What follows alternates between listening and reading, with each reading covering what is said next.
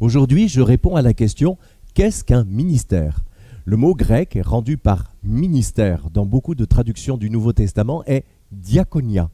En grec ancien, le mot « diakonia » désignait le travail d'un serviteur. Un diakonos était un serviteur, un subordonné ou encore un messager. Enfin, le verbe diakonéo désigne l'action de servir. C'est ce verbe qui est utilisé à propos de la belle-mère de Pierre qui s'est mise à servir ceux qui étaient présents après que Jésus les guérit. Et ici, il est tout simplement question d'un service de maîtresse de maison. Dans le cadre du service de l'Église, on trouve par exemple ce terme 2 fois dans le passage d'Actes 6, 2 à 4. Une fois sous la forme d'un verbe et une fois sous la forme d'un nom. Les 12 convoquèrent l'ensemble des disciples et dirent « Il ne convient pas que nous délaissions la parole de Dieu pour servir aux tables. C'est pourquoi, frères et sœurs, choisissez parmi vous 7 hommes de qui l'on rende un bon témoignage, remplis d'esprit et de sagesse, et nous les chargerons de ce travail. Quant à nous, nous continuerons à nous consacrer à la prière et au ministère de la parole. » Ici, nous n'avons lu le mot « ministère » qu'une seule fois, au verset 4, quand Pierre dit que les apôtres devront continuer à se consacrer au ministère de la parole. Le mot grec rendu par ministère est bien le mot diakonia. Sauf que, dans notre traduction, la seconde 21, nous n'avons pas vu que dans ce passage, au verset 2, le même mot revient, non pas sous la forme d'un nom, mais sous la forme d'un verbe, quand il est question de servir aux tables. Ici, le texte grec porte le verbe diakonéo qui désigne en fait le même acte de servir. C'est ainsi que la traduction de la Nouvelle Bible seconde rend le passage ainsi. Il ne convient pas que nous délaissions la parole de Dieu pour servir aux tables. Quant à nous, nous nous consacrerons assidûment au service de la parole. Là, nous voyons mieux qu'en réalité, Luc, l'auteur des Actes, utilise le même mot pour parler tantôt du service diaconie des tables et tantôt du service diaconie de la parole. Tout à l'heure, je préciserai le sens de l'expression servir aux tables dans ce passage. Mais alors, me demanderez-vous, d'où vient le mot ministère? Et que fait-il dans nos versions de la Bible? Eh bien, le mot ministère nous vient des anciennes traductions de la Bible en latin. Il dérive du latin ministerium, qui, au fait, pour nous francophones, a donné mistier au Xe siècle, puis métier. Eh oui, à l'origine, le mot ministerium avait la même signification à peu près que le terme grec diakonia. Ministerium est dérivé du latin minus, qui signifie moindre. Ça ne s'invente pas. Il s'utilisait à propos d'une personne chargée d'accomplir une tâche pour un maître. Le ministère, dans lequel il y a minus, moindre, était au service du magistère, le maître. Vu que les traductions latines ont marqué l'histoire de la théologie, y compris celle des réformateurs, en particulier celle de Jean Calvin, nous avons là l'explication de ce détour par le latin pour rendre le terme biblique de diaconie dans la plupart de nos versions. La problématique que je relève dans cette capsule d'enseignement est que le mot « ministère » s'est chargé dans la théologie et dans la pratique des églises d'un sens qu'il n'avait pas à l'origine.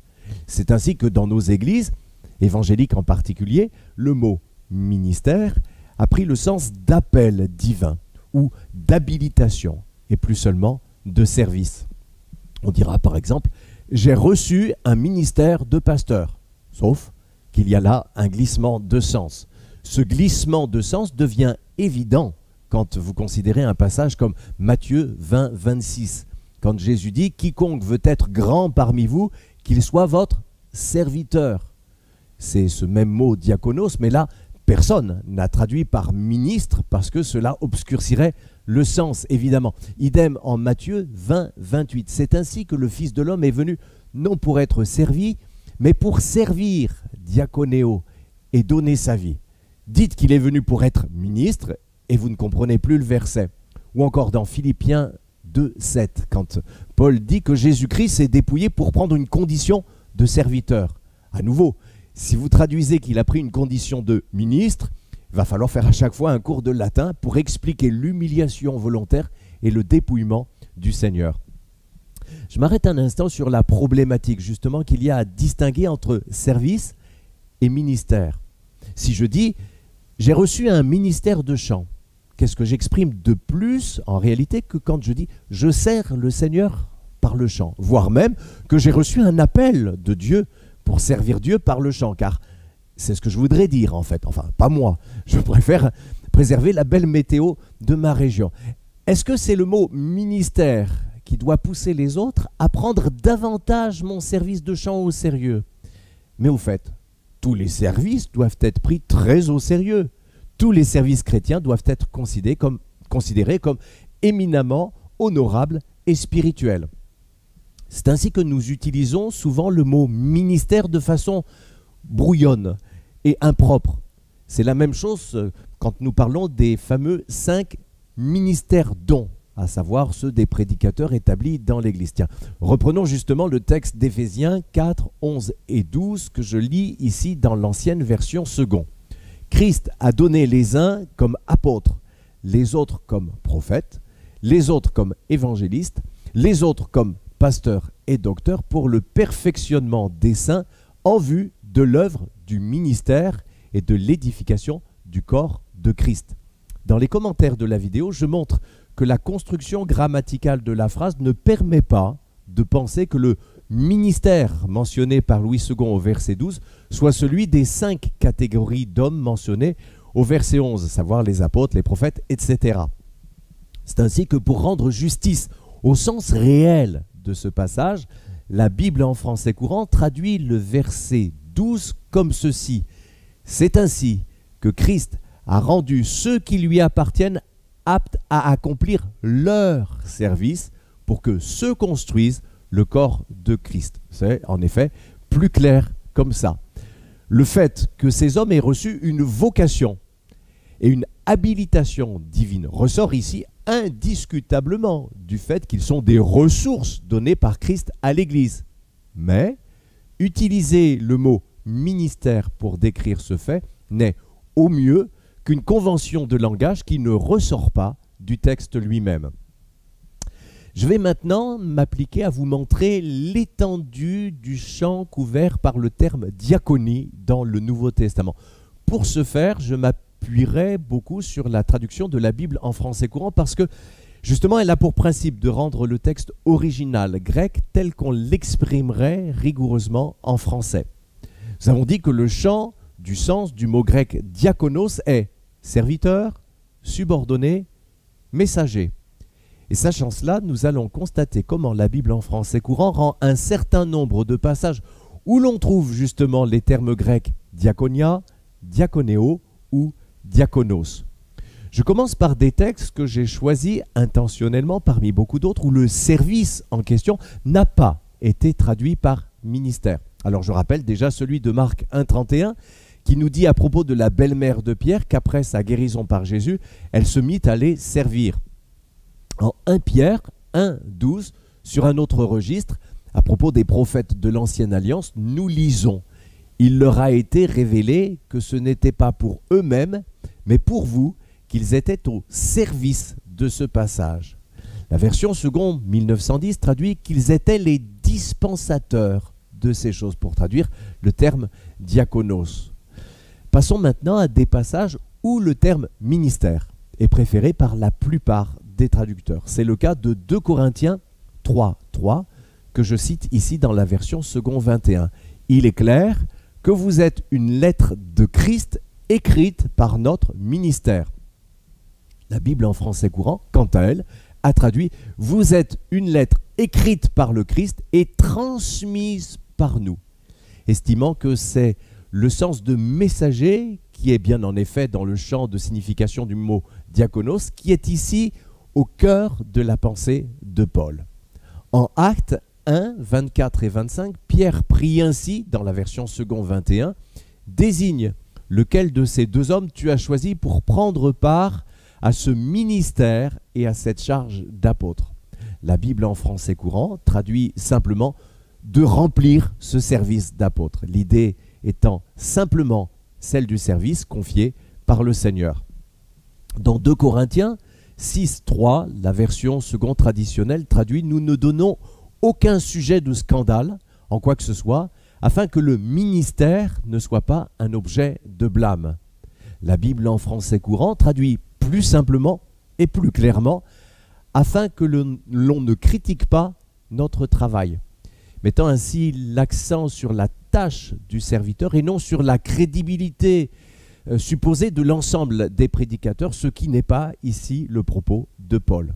Enfin, dans un sens plus spécifique et plus restreint, le titre de diakonos, diacre, désigne des collaborateurs, des responsables d'église. C'est ce qu'on lit en 1 Timothée 3,8, où après avoir détaillé les qualifications des responsables d'église, Paul déclare « Les diacres, eux aussi, doivent être respectables ».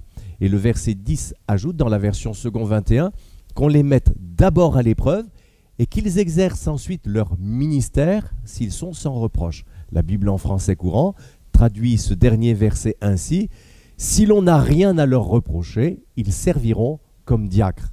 C'est dans ce sens spécifique qu'en Philippiens 1:1, les diacres sont distingués des responsables de l'Église. S'agissant des hommes qui ont été désignés pour servir aux tables en Acte 6, ils sont assimilés, à mon sens à juste titre, à des diacres. Toutefois, il ne faudrait pas se représenter leur tâche comme consistant juste à mettre de la nourriture sur les tables. Il s'agissait en fait d'un service de gestion des offrandes pour le secours qui étaient apportées aux veuves dans l'Église. C'est ce qui ressort également du très large service de la diaconesse Phobé, au sujet de laquelle Paul déclare aux chrétiens de l'Église de Rome, chapitre 16, versets 1 et 2, « Je vous recommande notre sœur Phobé, qui est diaconesse de l'Église de Sancrée. Accueillez-la dans le Seigneur d'une manière digne des saints et aidez-la pour toute affaire où elle pourrait avoir besoin de vous, car elle en a aidé beaucoup, moi y compris. » Si Paul écrit à une église dans son ensemble de bien la recevoir et de l'aider, c'est qu'à coup sûr la diaconesse Phobé gérait des programmes de très grande envergure dans les églises. Donc les diacres et les diaconesses sont des assistants des responsables d'église qui peuvent gérer des programmes de grande, voire de très grande envergure et qui doivent être des gens très respectables. La différence notable de qualification entre les diacres et les responsables d'église, c'est que ces derniers, les responsables d'église, doivent être quant à eux aussi capables d'enseigner, comme le dit 1 Timothée 3,2. En conclusion, le ministère est un service, une diaconie, pour reprendre le terme biblique. La subtilité du mot diaconie tient au fait qu'il couvre un champ très large et s'applique parfois d'une manière générale à tous ceux qui servent, et parfois d'une manière très spécifique aux collaborateurs des responsables d'église. Ma contribution au débat aura été de dire ici que le détour de traduction par le latin pour arriver au mot ministère ne doit pas nous écarter du sens réel et simple du mot, un service, qu'il soit très humble ou très en vue, et qu'il faut garder à ce beau mot de service, que personnellement je préfère, toute sa richesse, sans le galvauder.